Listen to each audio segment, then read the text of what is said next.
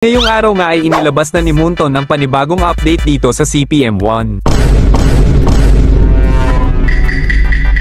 Noong nakaraang update ay isa pa lang yung nakita nating kotse kundi itong Honda Del Sol at ito namang dalawa ay nananatiling misteryoso na kotse at hindi ko alam kung bakit. Kaya naman sa pangalawang update sa beta ay nagpakita na din sa wakas itong dalawa kundi itong Fiat Doblo at Mercedes AMG 1.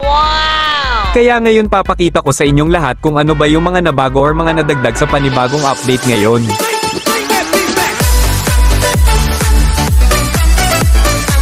So what is up, at andito ako ngayon sa main lobby at ang pinakaunang magandang maipapakita ko sa inyo ay itong daily rewards. What? Kung sa nakikita nyo ay parang normal lang din sa pinakalumang update pero pag nag-swipe ka dito banda ay makikita mo itong mga gold coins. Yes, tama, nakikita nyo ngayon pwede ka nang makakakuha ng gold coins dito sa daily rewards kasi noon mga pera lang talaga makukuha mo dito kada araw. Kagaya nitong day 8 at pag nag-login ka at na-claim mo sa araw na yan ay meron kang 5 gold coins na matatanggap. At kung makukuha mo naman lahat yung gold coins mula day 8, day 10, day 11, day 12 at pinaka-last ay sa day 13 ay meron kang total na 105 na gold coins. At kung sisipagin ka at hindi mo makakalimutan mag-claim ng rewards ay sa loob ng isang buwan meron kang 205 na gold coins. Pwede ka na bumili ng 1 kilong bigas. Pero okay na ito na nilagyan ng ganito ni Moonton para magsipag yung mga player mag-open ng CPM para lang sa gold coin.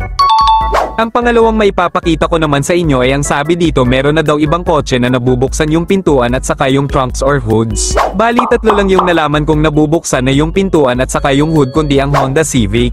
Noon kasi yung pintuan lang talaga yung pwede mong buksan at akala ko nga pwede din yung hood pero hindi talaga at so ngayon ito na pwede mo nang mabuksan.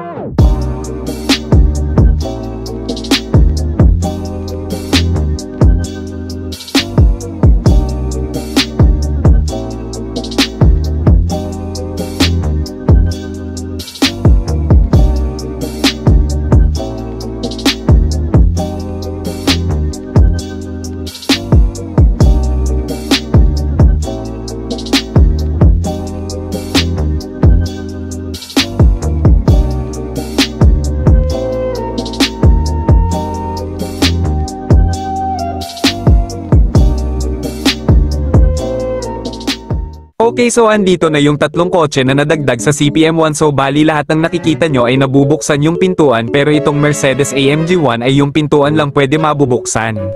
Sana sa susunod pwede na din mabuksan yung hood nitong Mercedes kagaya sa Honda Civic na pinakita ko sa inyo kanina.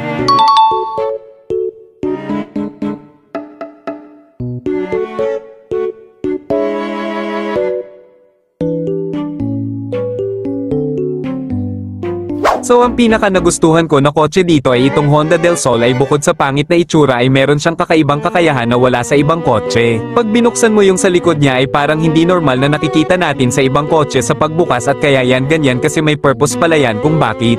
Pag sumakay ka sa kotse meron kang makikita dito sa baba na ganito at pag pinindot mo yan ay ganito yung mangyayari.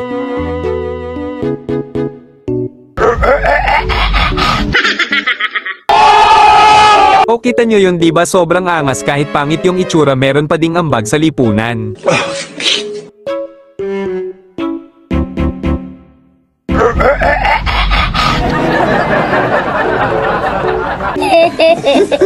Kung napansin nyo nagwo-working din yung up and down na bintana so kung kaya gawin nyo ni Moonton baka sa susunod pwede na din sa ibang kotse.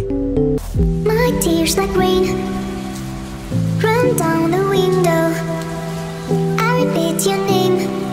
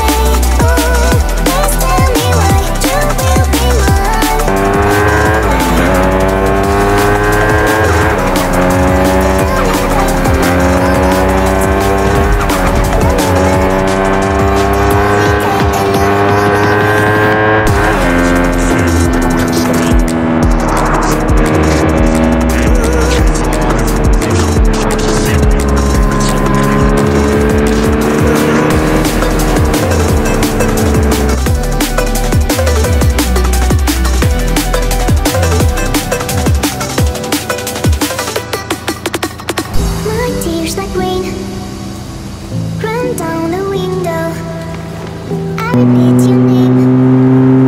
Losing no wisdom. My tears like rain. Run down the lane. I repeat your name. Losing no wisdom.